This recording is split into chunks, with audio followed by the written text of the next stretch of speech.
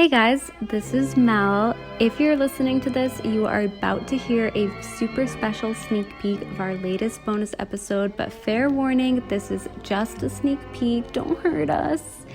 It's totally optional to subscribe, but if you're interested, you can check out our Patreon by searching Significant Lovers Patreon online. Hope you enjoy.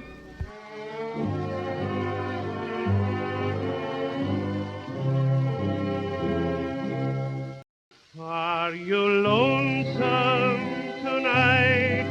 Do you miss me tonight? Are you sorry we drifted apart?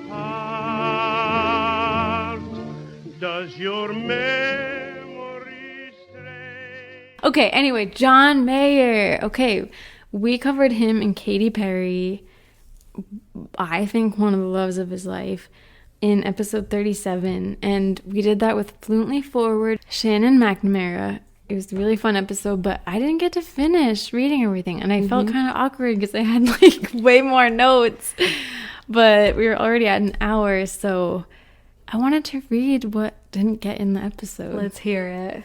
Okay. I think we ended at talking about him talking about his body count, but we didn't really talk about much after they broke up. I know. I skipped ahead to that too because she was like, pick one thing, and that was the thing I picked. Yeah. Okay, so we're going to take it back to, John Mayer and Katy Perry broke up, and now she's with Orlando Bloom. But it doesn't end there, There's more to the story. July 2016, Katy and Orlando Bloom were out to dinner at Sunset Tower Hotel's Tower Bar in West Hollywood, and they awkwardly ran into John Mayer. And apparently John and Katy spoke, and Orlando didn't seem to mind. Oh. Yeah, so that was interesting. And then October 2016, both Katy and John attended Drake's birthday party. And later in life, John said that he was way too drunk at this party, and he made a fool of himself, and that's the night that inspired him to quit drinking. Oh, I didn't know that he quit drinking. Yeah, which... it's interesting because Katy was there, does that have something to do with it? Is that why he drank so much? Maybe. I think if you are at a party and your ex is there, it would be hard not to control yourself. I know, right? And apparently he put his arm out in front of Drake and said, "Remember me and remember this." And then he had a 6-day hangover. Oh, that must have been a bad hangover. Wasn't Taylor Swift also at that party? I don't know. I remember talking about that in the Taylor and John episode. Wow, what a party. Oh my God. Place to be, I guess. April 2016. So I mentioned this, but John's album, The Search for Anything, came out, and it seemed to me and to everybody, I think, heavily inspired by Katy Perry and the breakup. And there's just lyrics that I didn't really get to talk about in the episode. Like in the song, "I Still Feel Like Your Man," he says, "I still keep your shampoo in the shower in case you want to wash your hair." Oh, I love that song. I know. And then "Moving On and Getting Over." It's like, moving on and getting over are not the same. Yeah, Been so long. Moving on and getting over somebody are two completely different things. Yeah, they are. Moving on is like, okay, you're living your life, but you still think about them. Yeah. Getting over it is like, you really don't care anymore. Mm-hmm. The song "Emoji of a Wave." Did I talk about this in the episode? No. Okay. At a concert, he sometimes, he does a little monologue before he gets into the song, and he said that this song was about, he would hear his phone vibrating and it would be her, and it would be an emoji of a wave that just means it's all too much right now, and he would send it back to say he's feeling it too.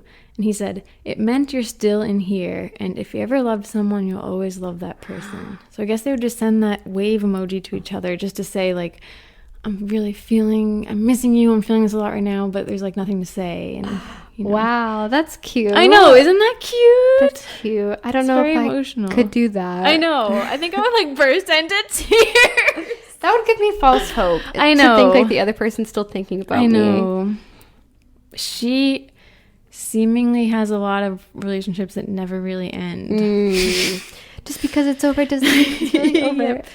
Yep. Katy and Orlando split in 2017. Yes. They did end up getting back together, but they broke up for a time, and then she let cameras track her every move for 96 hours from a witness. Did I talk about this? No.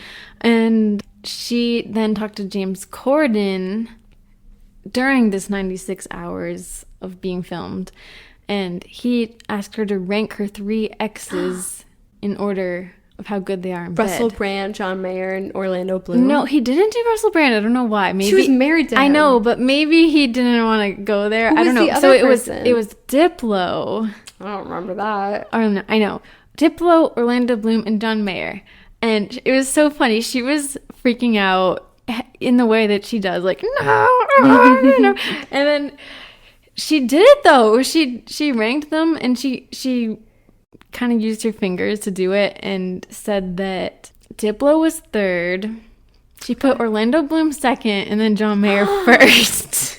Oh my god. Even though she had most recently been with Orlando and then got back together. Oh my god, that's so awkward.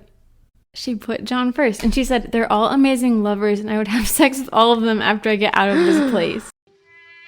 All right, I will have to stop the episode right there. Thank you so much for listening to the teaser. If you want to hear the full episode and many other bonus episodes, you can find them on Patreon. You can search Significant Lovers on the website or download the Patreon app. It works a lot like regular podcast listening apps. And we have tons of other couples on Patreon to listen to. So thank you so much for listening and supporting the show, and we'll get back together next week.